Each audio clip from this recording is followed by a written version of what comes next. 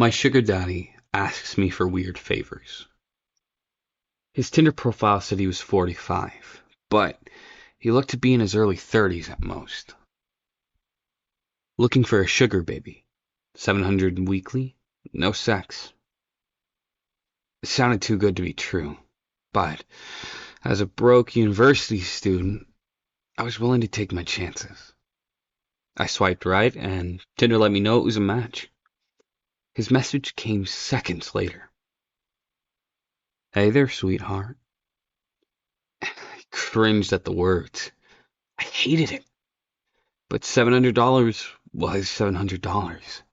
So I sucked it up and replied, Hey. His name was Jack, and he told me he owned his own business. Although he never specified what kind of business it was. We talked for a while before he asked me for my Venmo to send me the first payment. After a few minutes, I got the notification. I stared at the 700 for at least 20 minutes, expecting to wake up from a dream at any second, but it wasn't a dream. You still there? I clicked on the message. Yeah, sorry. If you don't mind me asking, what are you looking for in return? I stared at the chat until he replied.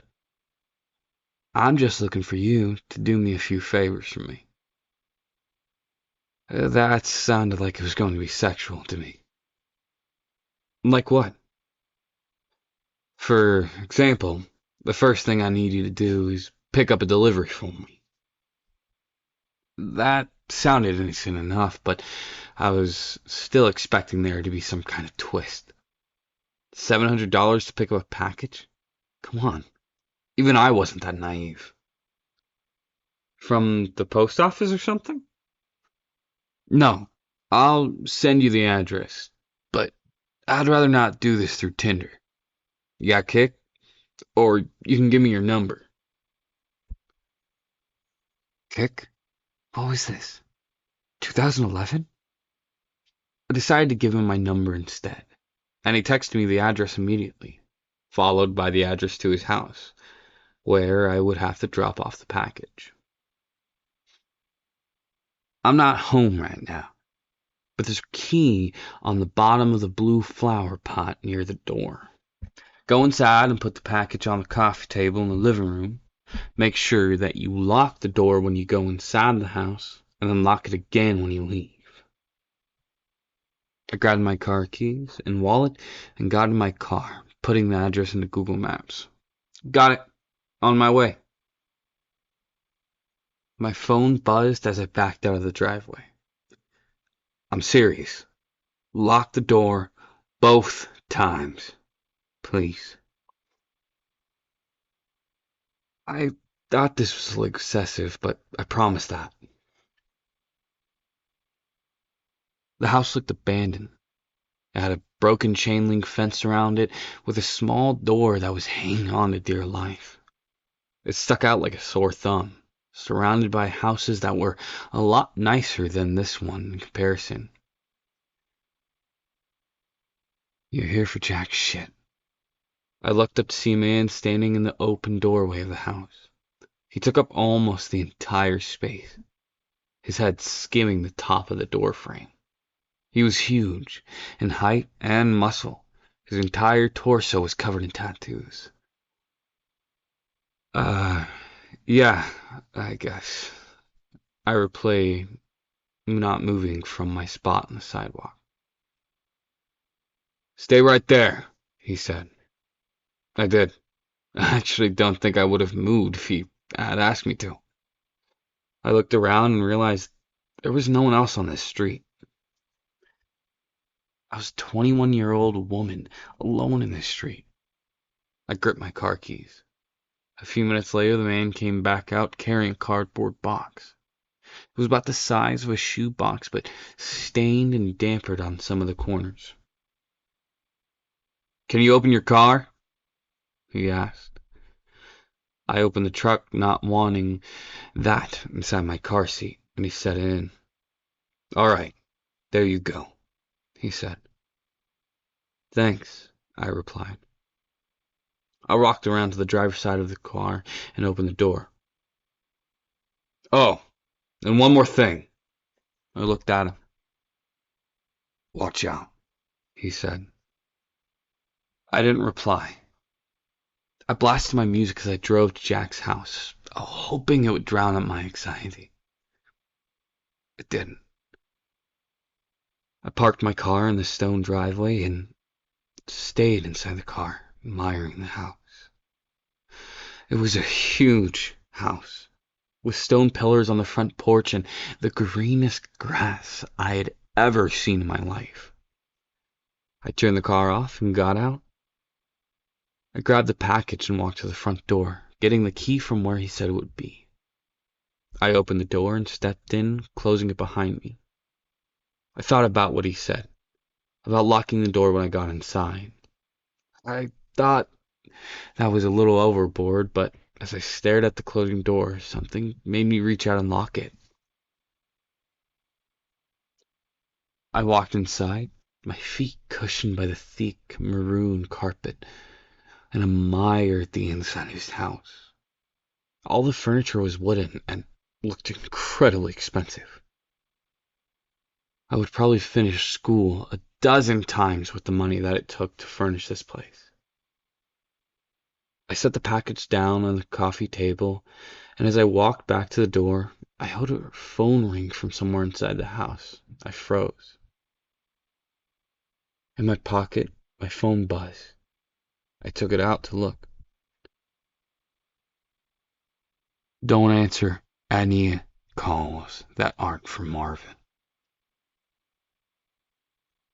I put my phone back and followed the sound of the phone, poking my head into a few different rooms before I found it in the office. I walked over to the desk and looked at the caller ID. Incoming caller from Jack. That was odd. I grabbed my phone to look at the message again. I was starting to get a little creeped out and decided I wouldn't answer. Just to be safe. And left the house, remembering to lock the door as I left.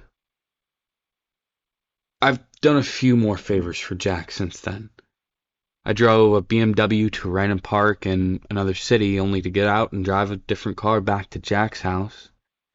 He had me meet one of his employees at lunch, who then gave me a briefcase to deliver the first house I'd gone to and told me he would know if I looked inside.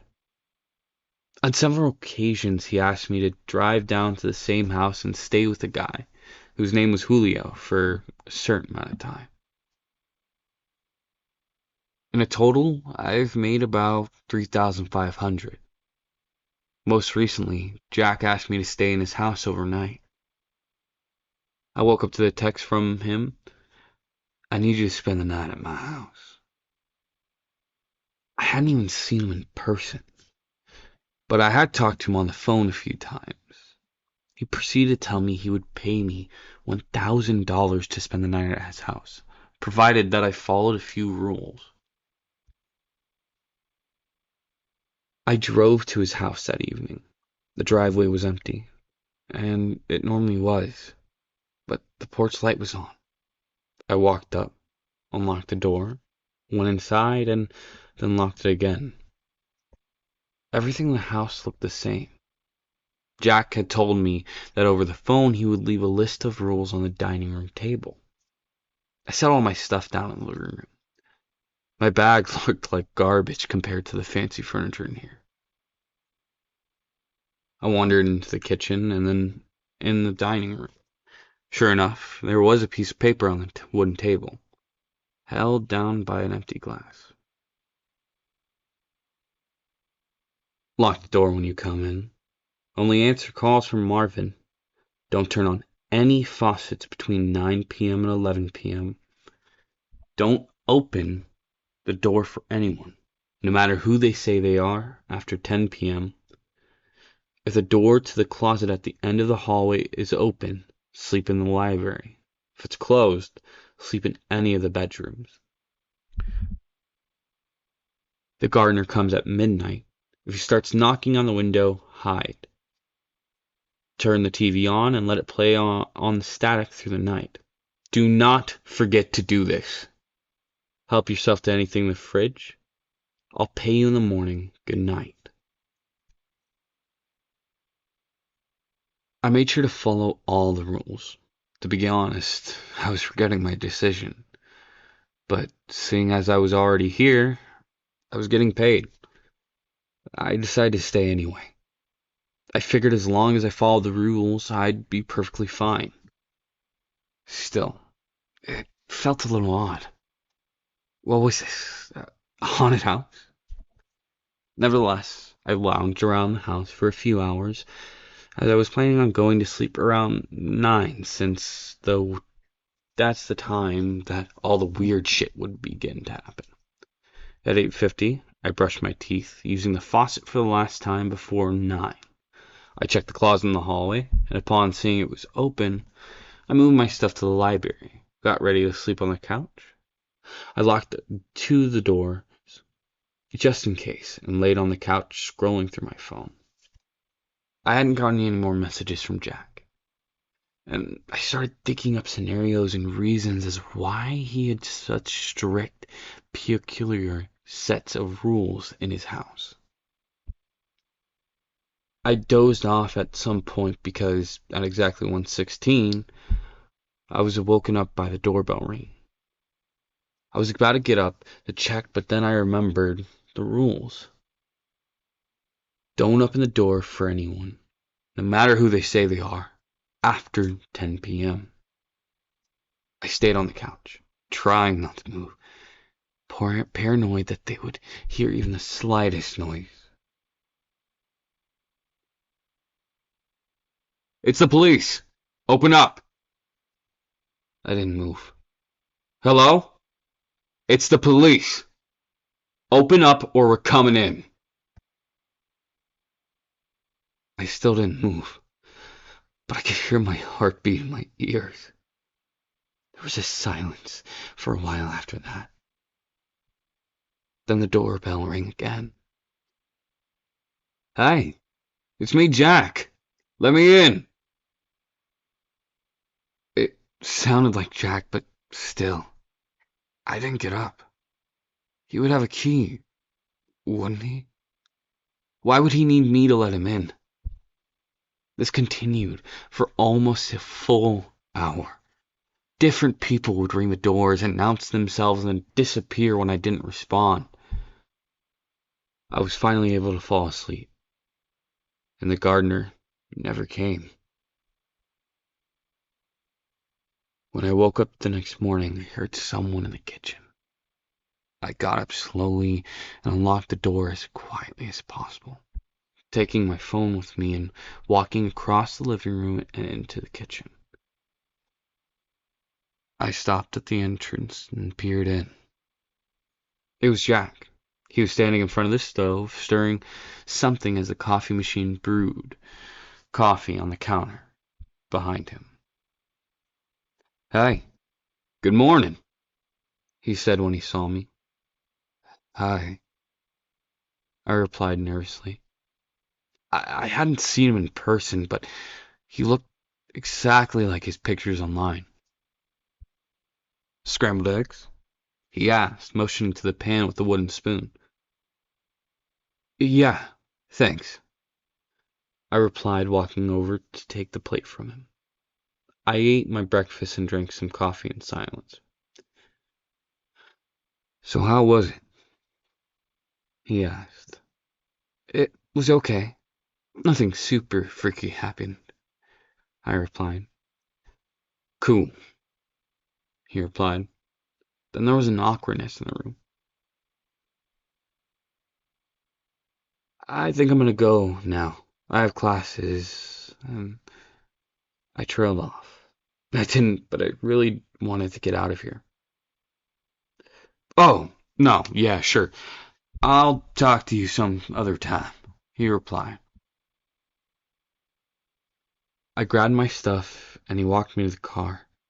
I could see him standing in the driveway, staring at me as I left. When I got home, I unpacked my stuff and noticed that I had the list with me still. I sat on my bed and read it again, and I felt my body tense up as I realized that I had forgotten something. Turn the TV on and let it play on static through the night. Do not forget to do this. Turn the TV on and let it play on static through the night. Do not forget to do this. Do not forget to do this. I stared at the words on the page until they lost meaning. Beside me, my phone buzzed, snapping me back to reality. It was the $1,000 payment. I looked at my phone and the back of the list. Maybe it was an important step. As I was thinking this over, a text came from Jack. I'm not in town right now.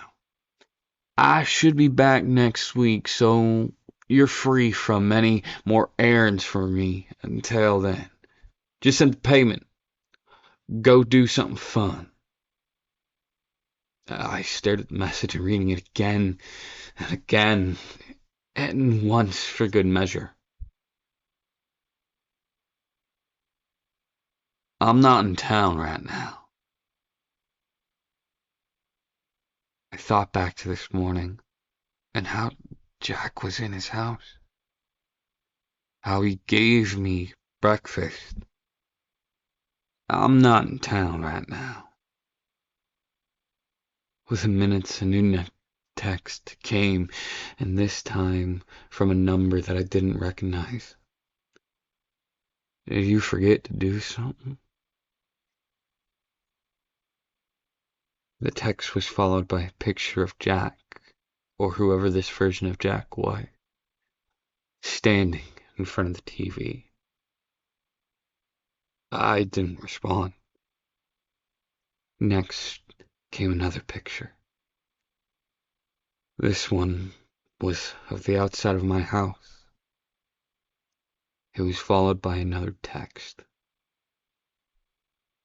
Watch out.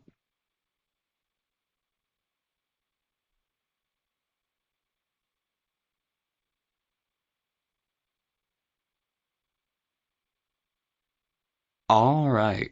Um, hey there, guys. It's Amontis, and it's a pleasure to meet you guys again.